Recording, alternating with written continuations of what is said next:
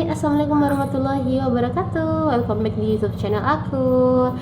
Nah, di video kali ini aku bakal sharing ke teman-teman semua tentang pengalaman aku melahirkan anak pertama dan ternyata ada benjolan di kepalanya. Oke, buat kalian para parents muda ataupun calon parents, wajib banget tonton video ini sampai habis ya. Dan jangan lupa untuk subscribe dulu channel aku karena aku akan terus membagikan pengalaman-pengalaman aku seputar edukasi baby dan parents. Oke, yuk tonton videonya sampai selesai. Jadi parents, kenapa bayi yang baru lahir bisa ada benjolan di kepalanya? Sebenarnya itu banyak banget faktornya, dan dalam dunia medis juga banyak banget nama-namanya. Tapi di sini aku cuma mau bahas dua aja, yang itu ada kaitannya dengan pengalaman aku ketika melahirkan anak yang pertama.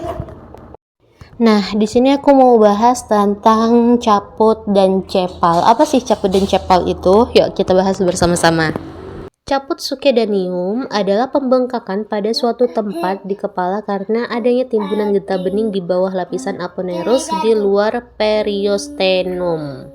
Sedangkan cepal hematom adalah pembengkakan pada kepala karena adanya penumpukan darah yang disebabkan pendarahan pada subperiosteum. Nah, kedua-duanya ini terjadi karena adanya trauma lahir, yaitu pada saat proses persalinan ataupun melahirkan. Maksudnya gimana sih kak? Maksudnya adalah ketika proses persalinan itu biasanya kan ada yang cepet, ada juga yang dia ngadat-ngadat, ngeden berhenti. Nah disitulah yang menimbulkan trauma saat proses persalinan atau jalan keluarnya bayi, sehingga menyebabkan terjadinya faktor kedua itu tadi, ciput maupun cepal.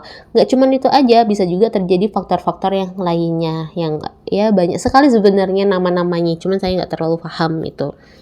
Oke, di sini kita lihat perbedaan antara caput dan cepal. Caput itu biasanya berisi cairan, kemudian dia lunak dan tidak berbatas tegas, atau dia melewati sutura. Kemudian dia juga berubah-ubah dan bisa hilang dalam waktu 1-3 minggu. Nah, jadi kalau caput ini dia tidak berbatas tegas ya, dia melewati tengkorak ke kepala gitu. Sedangkan cepal itu biasanya berisi darah, lunak dan berbatas tegas, tidak melewati sutura, menetap, dan bisa hilang dalam 4-6 minggu. Jadi kalau caput itu biasanya benjolannya sejajar mulai dari pinggir tengkorak ke pinggir kepala, kemudian melewati sutura yaitu tengkorak bagian tengah kepala sampai pinggirnya lagi.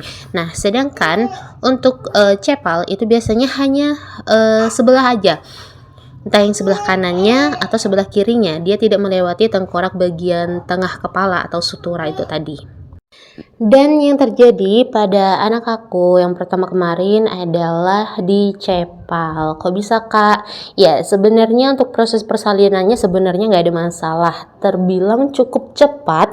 Hanya saja ketika aku merasa kontraksi, aku itu ngerasa kontraksi dari jam 8:30 malam. Dan karena keterbatasan ilmu aku tentang tanda-tanda mau melahirkan, aku sebelum-sebelumnya nggak pernah cari tahu apa aja sih tanda-tanda mau melahirkan. Jadi dari jam 8:30 itu aku tahan kontraksi itu sampai jam 10 malam itu aku udah bener-bener gak tahan lagi, karena pikir aku kontraksi itu masih kontraksi palsu, dan aku pikir mulesnya itu adalah mules karena pingin BAB. Jadi aku bawalah ke kamar mandi, sampai 2 kali aku bolak-balik kamar mandi dan ternyata gak keluar sama sekali. Dan kesalahannya di situ tadi, ketika aku nggak ngerasa mules, aku nggak ngerasa kontraksi, tetap aku paksa buat ngeden. Nah ternyata itu adalah pemicu terjadinya cepal itu tadi. Dan begitu juga ketika aku sudah sampai di bidan, proses persalinannya juga ya ada ngadat-ngadat itu tadi. Memang cepat, tapi ketika kontraksi berhenti seperti itu, dan akhirnya bayinya sanggul. Kalau kata bidannya bayinya sanggul, dan ternyata sanggul itu adalah ada benjolan di kepalanya hanya sebelah aja. Nah sebelah aja, tidak menyeluruh seperti itu. Biasanya ketika orang mau melahirkan itu kan ada tanda-tandanya ya, yang beberapa jam sebelumnya ngeflek kah, atau sehari sebelumnya udah keluar ketubannya atau yang lain-lainnya. Nah di aku itu nggak terjadi sama sekali. Jadi begitu malam itu langsung kontraksi dahsyat, dan kalau nggak salah itu jarak kontraksi ke kontraksi berikutnya itu hanya 5 menit. Makanya aku juga nggak kepikiran kalau bakal lahiran malam itu.